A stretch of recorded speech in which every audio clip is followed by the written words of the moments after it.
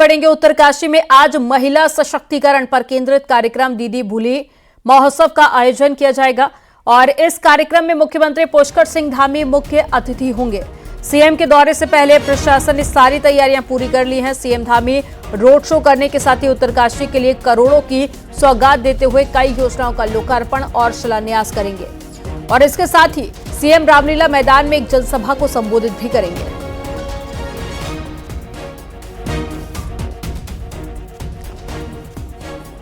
तो सीएम पुष्कर सिंह धामी आज उत्तरकाशी के दौरे पर रहेंगे, जहां पर महिला सशक्तिकरण को लेकर कार्यक्रम का आयोजन किया जाएगा। दीदी भूली महोत्सव और रोड शो भी करेंगे सीएम। इसके अलावा कई बड़ी सौगात आज उत्तरकाशी वासियों को दे सकते हैं। तो रामलीला मैदान में कार्यक्रम का आयोजन होना है और जनता को संबोधित भी करेंगे और साथ ही आज सीएम करोड़ों की सौगात भी उत्तरकाशी के लोगों को देंगे।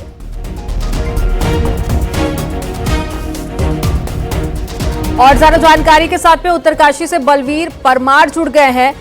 बलवीर, आज उत्तरकाशी के दौरे पर रहेंगे सीएम पुष्कर सिंह धामी, बताइए क्या तैयारियां हैं और वो कौन कौन सी सौगात जो आज सीएम जनता को देने जा रहे हैं?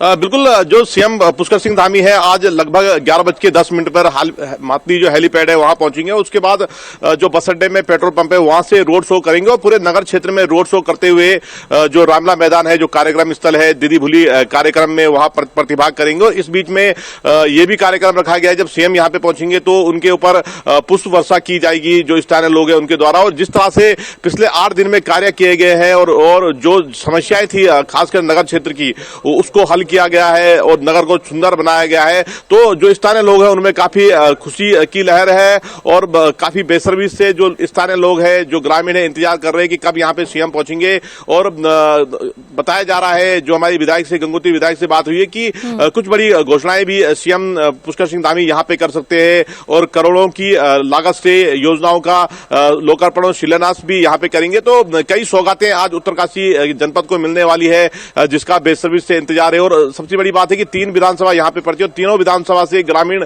कल रात को से ही पहुंचना शुरू हो गए थे। तो सभी को इंतजार और हजारों की संख्या में भीड़ रहने की उम्मीद है। महिलाएं बड़ी संख्या में यहां पे पहुंचेगी और मुख्य जो मांगे हैं जनपद की, खासकर मिनी स्टेडियम की बात स्थानीय लोग कर रहे हैं कि शहर के मुख्यालय के बीच में जिस रामलीला मैदान का कायाकल्प 8 दिन में किया गया है उसको मिनी स्टेडियम यहां पे बनाया जाए। इसके अलावा भी कई मुख्य मांग है जिसको जो यहां पे जनप्रतिनिधि है सीएम के सामने रखेंगे। तो उम्मीद जताई जा सकती है कि आज कोई बड़ी घोषणा सीएम पुष्कर सिंह धामी के द्वारा जनपद के लिए की जा सकती है। इसके अलावा जिस तरह से तैयारी की गई है पिछले 8 दिन में, वो बताता है कि ये काफी बड़ा प्रोग्राम है और जिस तरह से रंगरोगन और नगर को साफ बनाया गया है, पिछले हमने 5 साल में देखा कि कोई ऐसा कार्य देखने को नहीं मिला। पर जो 8 दिन में जिस तरह से प्रशासक ने अपनी भूमिका निभाई और नगर को सुंदर बनाया गया है और जो जिस तरह से नालियां बंद पड़ी थी उसको साफ किया गया है, पूरे नगर क्षेत्र में 8 दिन में टाइल्स बिछाई गई है। तो बड़ा काम किया गया है और लोगों में काफी चर्चा का विषय है और सभी को अब इंतजार है कि सीएम पुष्कर सिंह धामी का, और जब वो पहुंचेंगे तो 11:30 बजे लगभग जो बस अड्डा है वहां से रोड शो करेंगे और उसके बाद रामलीला मैदान में जो दीदी भूली कार्यक्रम है उसमें प्रतिभाग करेंगे सूबे के सीएम। जी तो बलवीर, तैयारियां पूरी हो चुकी हैं, बस अब इंतजार है मुख्यमंत्री के पहुंचने का। आप नजर बनाए रखिएगा, आगे भी आपसे अपडेट लेंगे। जानकारी साझा करने के लिए बहुत शुक्रिया आपका। और चलिए खबरों में आगे बढ़ेंगे। मुख्यमंत्री पुष्कर सिंह धामी से रविवार को मुख्यमंत्री आवास में पूर्व सीएम रमेश पोखरियाल निशंक ने भेंट की और इस अवसर पर उन्होंने मुख्यमंत्री से राज्य से संबंधित विषयों पर भी चर्चा की। साथ ही उन्हें एक पुस्तक मूल्य आधारित शिक्षा भेंट की। ये किताब खुद रमेश पोखरियाल निशंक ने लिखी है। ये तस्वीरें कल की।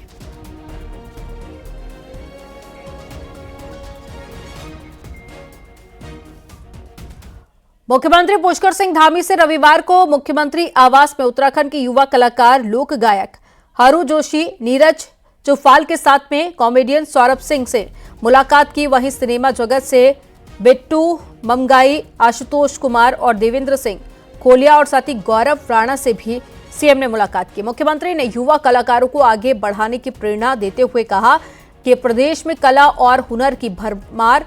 उन्होंने युवा कलाकार और लोक गायकों से आशा व्यक्त की है कि उत्तराखंड के युवा कलाकार आने वाली पीढ़ी के लिए प्रेरणा का काम करेंगे।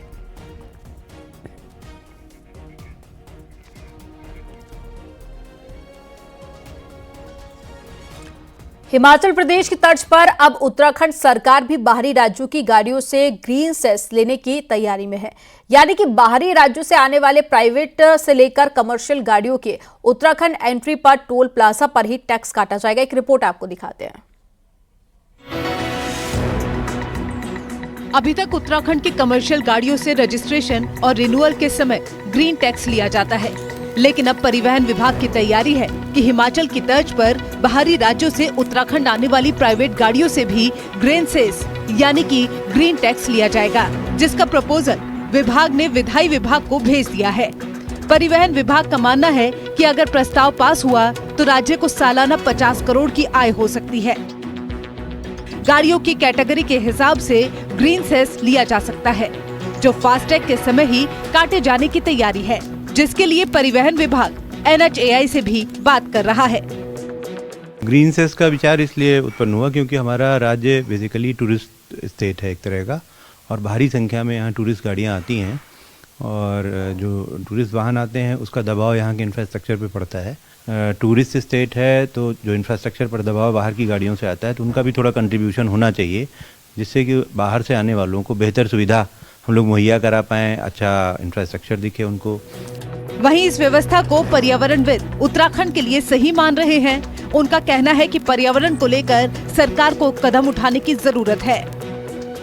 हमारा ये मानना है कि यदि उत्तराखंड पर्यावरण संरक्षण को लेकर अपनी प्रतिबद्धताओं पर खरा रहता है, अपनी प्रतिबद्धताओं को और बढ़ाता है, तो ऐसे टैक्स प्रशंसनीय हैं, इनका स्वागत होना चाहिए। टूरिस्ट सीजन में आय बढ़ाने से लेकर उत्तराखंड की खूबसूरती को मेंटेन रखने के लिए इसे बड़ा कदम माना जा रहा है, जिसे आने वाले दिनों में लागू किए जाने की तैयारी है। न्यूज़ 18 के लिए देहरादून से भारती सकलानी उनियाल की रिपोर्ट।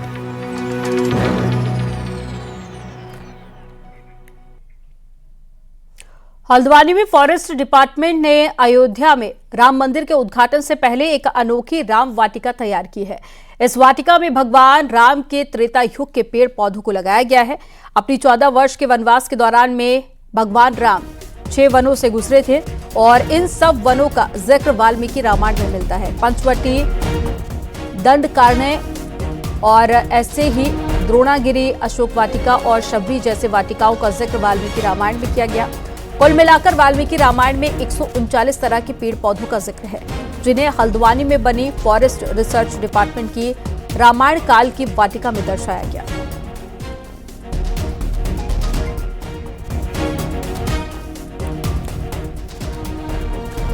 और ज्यादा जानकारी के साथ में हल्द्वानी से शैलेंद्र नेगी जुड़ गए हैं। शैलेंद्र, एक तरफ अयोध्या में तैयारी है प्राण प्रतिष्ठा को लेकर, लेकिन उत्साह पूरे भारत में देखा जा रहा है।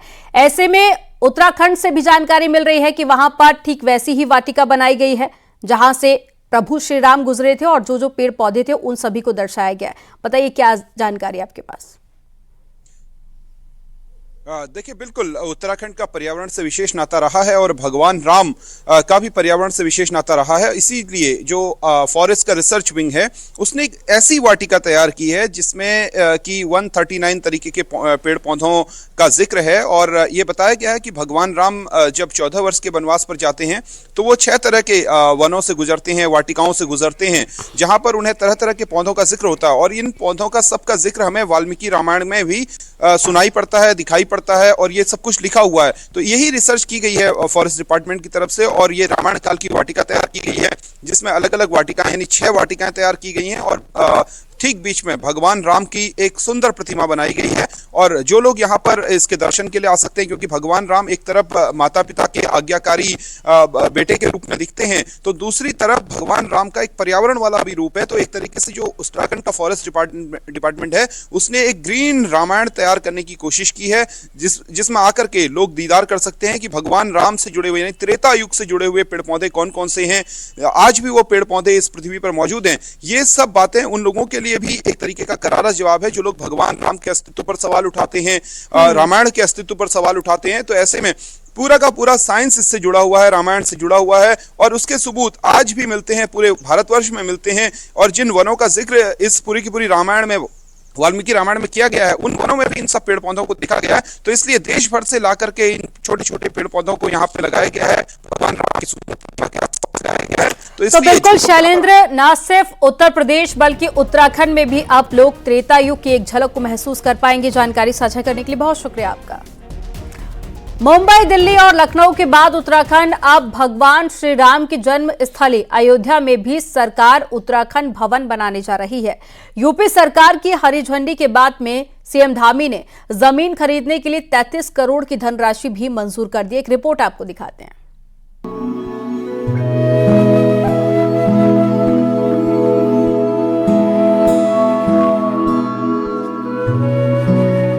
अयोध्या में 22 जनवरी को राम मंदिर में प्राण प्रतिष्ठा के बाद अयोध्या एक प्रमुख तीर्थ स्थल बनने जा रहा है।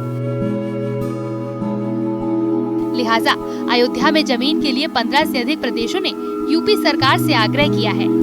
यूपी सरकार ने अयोध्या में उत्तराखंड को 4700 स्क्वायर फीट जमीन अलॉट कर दी है। सरकार का मानना है कि देवभूमि उत्तराखंड से भी श्रद्धालुओं का अयोध्या आना जाना लगा रहेगा। इसी के मद्देनजर अयोध्या में सरकार स्टेट गेस्ट हाउस बनाएगी। शहरी विकास मंत्री प्रेमचंद अग्रवाल का कहना है कि कोशिश होगी कि उत्तराखंड भवन को पहाड़ की परंपरागत शैली में बनाया जाए। उत्तराखंड के लोगों का भी लगातार वहां आगमन जाना रहेगा, आना जाना रहेगा, इसलिए हमने उत्तर प्रदेश की सरकार से अनुरोध किया था। माननीय योगी आदित्यनाथ जी का भी मैं धन्यवाद करना चाहता हूं कि हमको वहां पर ज़मीन उपलब्ध हो गई है। सारी औपचारिकताएं हम पूरी कर रहे हैं। जल्दी वहां पर एक अच्छा उत्तराखंड के लोगों के लिए एक गेस्ट हाउस वहाँ पर बन जाएगा और हम लोग भगवान रामलला के दर्शन कर पाएंगे। और उसके ऊपर फिर हम लोग एक बड़ा उत्तराखंड भवन बनाने का काम करेंगे। मैं मुख्यमंत्री जी का धन्यवाद कर रहा हूँ, उन्होंने पहली किस्त उस पर जारी भी की है। बहुत जल्द वो निर्माण कार्य होगा और कोशिश करेंगे कि वो हमारी पहाड़ी शैली पे हो, ताकि हमारे पहाड़ के लोगों का जो भाव है वो वहाँ परिलक्षित हो। उत्तराखंड भवन राम मंदिर से करीब 6.5 किलोमीटर दूर होगा। उत्तराखंड भवन से सीधे राम मंदिर की धर्म ध्वजा नजर आएगी।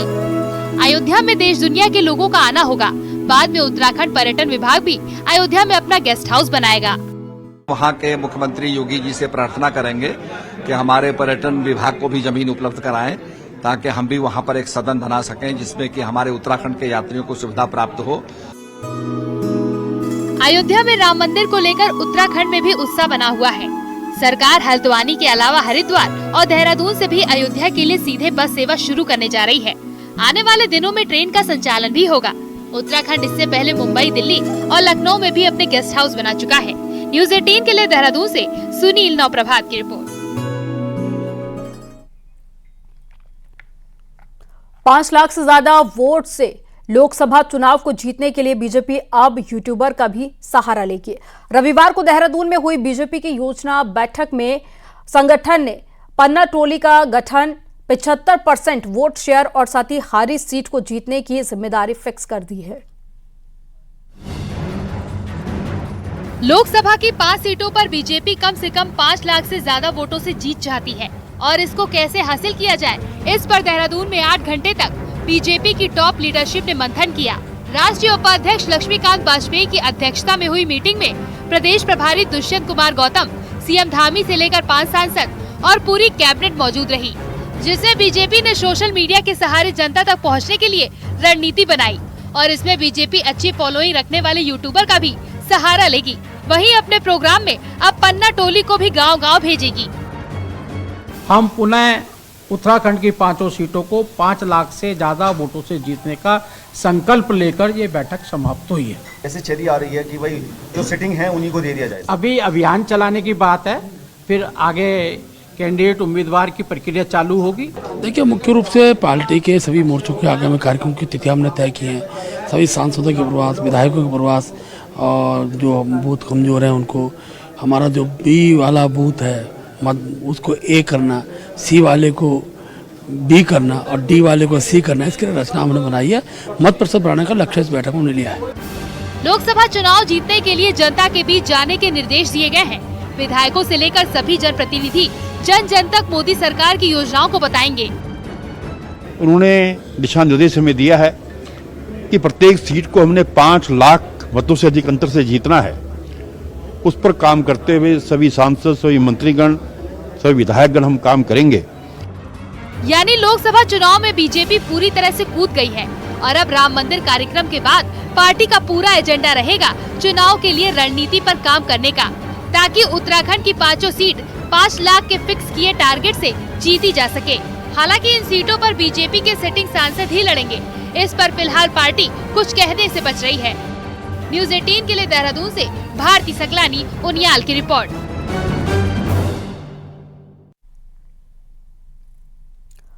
अंकिता भंडारी मर्डर केस में एक बार फिर से सियासत शुरू हो गई है। अंकिता भंडारी की मां का वीडियो और पिता द्वारा डीएम पौड़ी को भेजे गए पत्र का हवाला देते हुए कांग्रेस ने कहा है कि बतौर वीआईपी अंकिता भंडारी के परिजनों ने बीजेपी के एक सीनियर पदाधिकारी का नाम लिया है।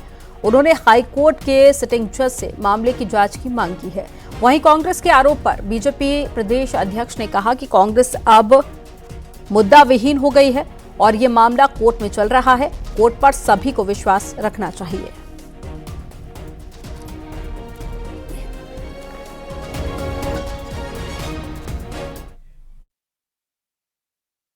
सामने आई है, अंकिता के पिताजी का एक पत्र ये कल प्रेषित हुआ है, जिसपर उन्होंने बीजेपी के एक बड़े नेता, आरएसएस के बड़े नेता अजय कुमार पर आरोप लगाया है। हम सरकार से कहना चाहते हैं कि हमारे नैतिक बल की बात ना करें, पहले नैतिक बल अपने अंदर लाएं। देखिए, कांग्रेस मुद्दा विहीन हो चुकी है। इस प्रकार के विषय जो तथ्यहीन है, जो विषय न्यायालय में चल रहा है, उस पर भिन्न प्रकार की बातें उठाने का प्रयास चल रहा है। न्यायालय पर विश्वास रखिए, न्यायालय निर्णय करेगा। साल 2022 में डोईवाला में मंत्री प्रेमचंद अग्रवाल के रिश्तेदार के घर हुई डकैती मामले में एसटीएफ ने एक और गिरफ्तारी की है। आरोपी पर 2 लाख का इनाम घोषित था। परवेज नाम के आरोपी को एसटीएफ ने मेरठ से गिरफ्तार किया, जिस पर डकैती, लूट, चोरी की हत्या के प्रयास में करीब 2 दर्जन मुकदमे दर्ज हैं। इस पूरे मामले में अब तक कुल 10 आरोपियों को गिरफ्तार किया जा चुका है। इसमें डोईवाला देहरादून क्षेत्र में एक बड़ी डकैती की घटना हुई थी, जिसमें कि पूर्व में डिस्ट्रिक्ट पुलिस के द्वारा 8 अभियुक्तों को गिरफ्तार किया गया था। इसमें से 2 अभियुक्त जो थे वो लगातार फरार चल रहे थे पिछले लगभग 1.5 साल से, और इन दोनों के ऊपर पुलिस मुख्यालय द्वारा 2 लाख रुपए का इनाम किया गया था। इनमें से एक अभियुक्त ने कुछ समय पूर्व माननीय न्यायालय में आत्मसमर्पण कर दिया था, लेकिन दूसरा अभियुक्त लगातार फरार चल रहा था। लेकिन हमारी एसटीएफ की टीम को कल देर शाम एक सफलता मिली है और हमने उसको मेरठ से गिरफ्तार किया। मसूरी में तेल कारोबारी के घर हुई 3 करोड़ की चोरी के मामले में कानपुर से बांग्लादेशी कनेक्शन सामने आया है, जिसको लेकर मसूरी पुलिस ने कानपुर के कल्याणपुर इलाके में छापेमारी की और बांग्लादेशी कनेक्शन के शक पर 2 लोगों को हिरासत में लिया है। मसूरी पुलिस ने बताया कि कानपुर पुलिस की मदद से छापेमारी में गोविंद नाम के युवक को पूछताछ के लिए उठाया गया, जिसके निशानदेही पर बांग्लादेशी रमजान को भी हिरासत में लेकर पूछताछ की गई है और पूछताछ में कई और संदिग्ध बांग्लादेशी युवकों के भी नाम सामने आए। कानपुर में अवैध रूप से कई बांग्लादेशी जमे हुए हैं। कल कल्याणपुर थाना क्षेत्र के अंतर्गत देहरादून पुलिस की टीम पूछताछ करने हेतु आई थी। इस संबंध में यह अवगत कराना है कि 1 जनवरी 2024 को एक नकबजनी का मुकदमा देहरादून में लिखा गया था, जिसके संबंध में देहरादून पुलिस की टीम को कुछ इनपुट मिले हुए थे और जो कल्याणपुर से 2 व्यक्तियों से संबंधित थे, यहाँ आकर उनके द्वारा विधिक रूप से पूछताछ। ज्वेलरी शोरूम लूट मामले में फरार चल रहे आरोपियों की तलाश में दून पुलिस की कई टीमें राज्य में दबिश दे रही हैं, लेकिन इसी बीच गुजरात में छानबीन में जुटी दून पुलिस टीम को जानकारी मिली कि गुजरात के मेहसाणा में भी दून ज्वेलरी शोरूम लूट जैसी घटना को अंजाम दिया गया और ऐसी ही एक फिराक में एक गैंग भी है। पुलिस ने इनपुट को गुजरात पुलिस के साथ में शेयर करते हुए मामले में गुजरात पुलिस की मदद की और संयुक्त कार्रवाई करते हुए मेहसाणा से शशांक गैंग के एक सदस्य विकास कुमार को ज्वेलर्स शोरूम की रेकी करते हुए अवैध असलों के साथ में गिरफ्तार किया गया।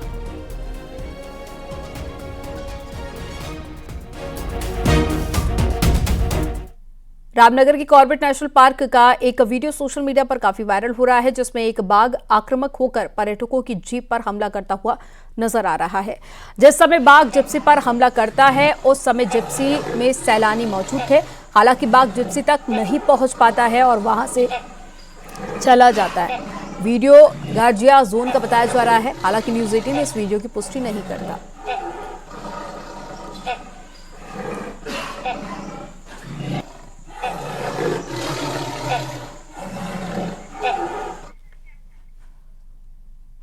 हल्द्वानी में रविवार से 13वीं अंतर जनपदीय वाहिनी पुलिस क्रिकेट चैंपियनशिप की शुरुआत हो गई है, जिसमें उत्तराखंड पुलिस के जवान मैदान में अपनी किस्मत आजमाते हुए नजर आ रहे हैं।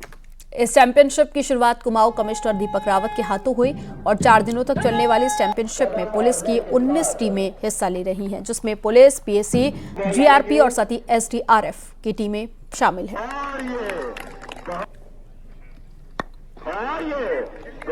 देखिए, वैसे तो स्पोर्ट्स सभी के लिए इम्पोर्टेंट है, लेकिन फोर्सेस में और ज़्यादा इसकी इम्पोर्टेंस है। आप जानते हैं कि हमारे वर्किंग आवर्स चैलेंजिंग होते हैं, टास्क चैलेंजिंग होते हैं, आपदाएं अक्सर आती रहती हैं। It's very important work profile के हिसाब से भी कि फिटनेस बहुत ज़रूरी है। आज यहाँ 19 टीमें हमारे मैदान में आ रखी हैं, जिसमें हमारे 13 जिलों की टीमें हैं, वाहिनियों की टीमें हैं और बाकी हमारे एसडीआरएफ और जीआरपी की टीम भी है। बद्रीनाथ भगवान के खजांची और पांडुकेश्वर गांव के आराध्य देव भगवान कुबेर का मंदिर जोशीमठ में बनकर तैयार हो गया है, जिसकी प्राण प्रतिष्ठा और अखंड पाठ 12 जनवरी से शुरू होगा और संक्रांति के दिन भगवान कुबेर जी अपने भव्य मंदिर में विराजमान हो जाएंगे। इस साल कुबेर भगवान की देवरा यात्रा भी बसंत पंचमी से शुरू हो जाएगी, जिसमें प्रदेश भर से तमाम लोगों को बुलाया गया है और राम मंदिर की तर्ज पर भगवान कुबेर का भव्य मंदिर पांडुकेश्वर गांव में बनकर तैयार हो गया है।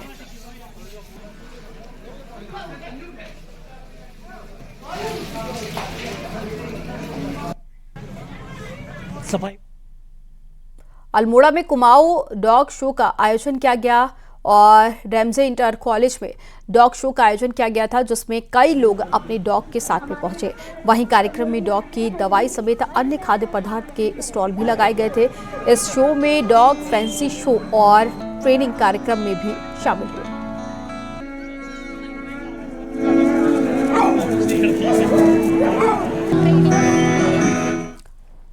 मौसम में परिवर्तन का असर अब हिमालय रेंज के सेबों पर भी होने लगा है। हालात अब यह है कि सेब की परंपरागत प्रजातियां खत्म तो हो ही रही हैं, साथ ही इनकी गुणवत्ता और साथ ही उत्पादन पर भी साफ असर दिख रहा है। एक रिपोर्ट आपको दिखाते हैं।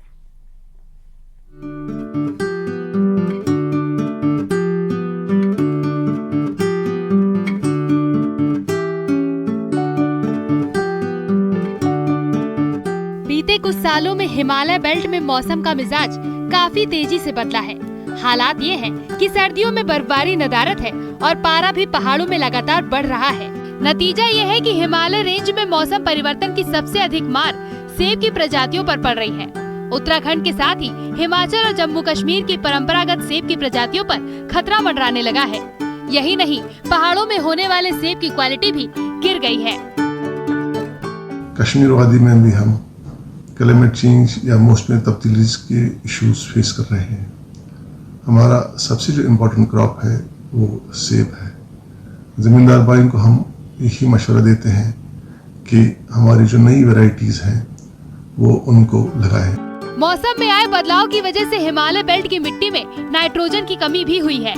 मिट्टी में नाइट्रोजन की कमी का सेब के उत्पादन पर सीधा असर पड़ता है। सेब की प्रजातियों पर मंडराए खतरे को देखते हुए केंद्रीय पर्यावरण मंत्रालय ने एक स्टडी करवाई है। हिमालय स्टडी मिशन और शेर ए कश्मीर एग्रीकल्चर यूनिवर्सिटी की स्टडी में जहां सेब पर मंडराए खतरे की स्थिति साफ हुई, वहीं नए रास्तों की तलाश भी की गई।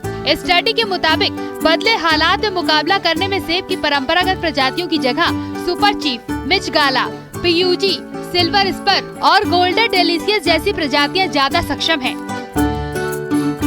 बिच गाला करके एक वैरायटी निकली है, फ्यूजी, सिल्वर स्पर और गोल्डन डेलिशियस को बताया उन्नत प्रजाति। तो ये प्रजातियां जो है कम प्रभावित पाई गई और इन प्रजातियों का उपयोग करने से वहाँ के किसानों ने, जो कश्मीर में किसान थे, उन्होंने पाया कि इस प्रजातियों से उनका जो नुकसान हो रहा था क्लाइमेट चेंज की वजह से, वो काफ़ी कम हो गया है।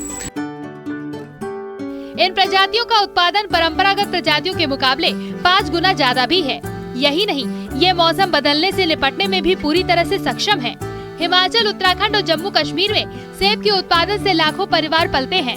ऐसे में बेहतर यही होगा कि बदलते मौसम के मिजाज को देखते हुए किसान भी उन प्रजातियों को लगाएं जिन पर वैज्ञानिक जोर दे रहे हैं। न्यूज 18 के लिए अल्मोड़ा से किशन जोशी के साथ पिथौरागढ़ से विजय वर्धन उप्रेती की रिपोर्ट।